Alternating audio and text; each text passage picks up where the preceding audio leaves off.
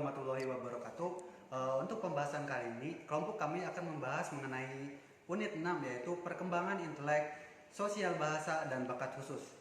Dan untuk yang pertama yaitu perkembangan intelek. Untuk yang pertama adalah pengertian perkembangan intelek menurut kamus Webster New World Dictionary of American Language. Istilah intelek berarti A. Yaitu kecakapan untuk berpikir, mengamati, atau mengerti, kecakapan untuk mengamati hubungan-hubungan, perbedaan-perbedaan, dan sebagainya.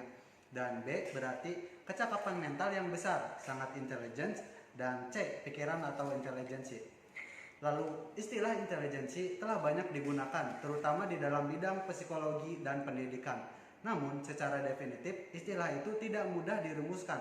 Banyak rumusan tentang intelijensi seperti yang dikemukakan oleh Singgi Gunarsa dalam bukunya Psikologi Remaja pada tahun 1991. Ia mengajukan beberapa rumus intelijensi sebagai berikut, yaitu yang pertama, intelijensi merupakan suatu kumpulan kemampuan seseorang yang mungkin memperoleh ilmu pengetahuan dan mengamalkan ilmu tersebut dalam hubungannya dengan lingkungan dan masalah-masalah yang timbul. Dan B, yaitu intelijensi adalah suatu bentuk tingkah laku tertentu yang tampil dalam kelancaran tingkah laku. Lalu yang ke C, yaitu intelijensi meliputi pengalaman-pengalaman dan kemampuan bertambahnya pengertian dan tingkah laku dengan pola-pola baru yang mempergunakannya secara efektif. Dan D, yaitu William Stern mengemukakan bahwa intelijensi merupakan suatu kemampuan, yaitu kemampuan untuk menyesuaikan diri pada tuntutan baru dibantu dengan fungsi berpikir. Dan E atau yang terakhir yaitu Binet berpendapat bahwa intelijensi merupakan kemampuan yang diperoleh melalui keturunan, kemampuan yang diwariskan dan dimiliki sejak lahir dan tidak terlalu banyak dipengaruhi oleh lingkungan. Nah, anak yang berumur misalnya 6 tahun hanya dapat menjawab tes untuk anak yang berumur 5 tahun. Akan didapati nilai IQ di bawah 100 dan juga dinyatakan sebagai anak berkemampuan yang di bawah normal.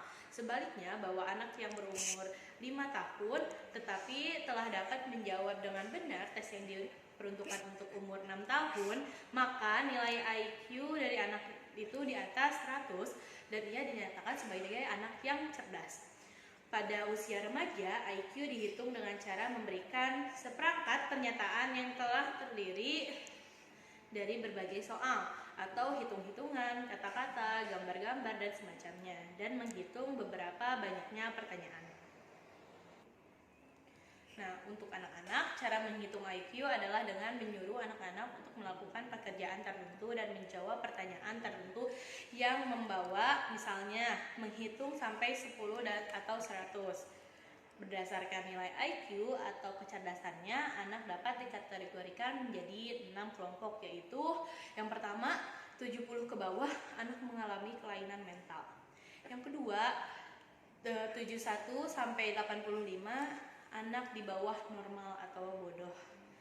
Yang ketiga, 86 sampai 115, anak yang normal. Yang keempat, 116 sampai 130, anak yang di atas normal atau pandai. Yang kelima, 131 sampai 145, anak yang superior atau cerdas. Dan yang terakhir, 145 ke atas, itu anak jenius atau istimewa. Nah, menurut Alfred Binet,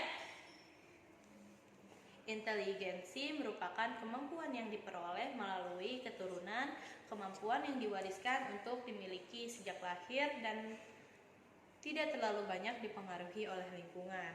Kemampuan berpikir berpengaruh terhadap tingkah laku seseorang yang berkemampuan berpikir tingkat atau cekatan dan juga cepat dalam bertindak, terutama dalam menghadapi permasalahan. Nah, yang kedua ada perkembangan sosial. Beberapa teori tentang perkembangan manusia telah mengungkapkan bahwa manusia tumbuh dan berkembang dari masa bayi ke masa dewasa melalui beberapa langkah dan jenjang.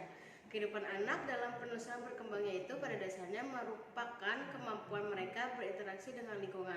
Pada proses integrasi dan interaksi ini faktor intelektual dan emosional mengambil beberapa peran penting.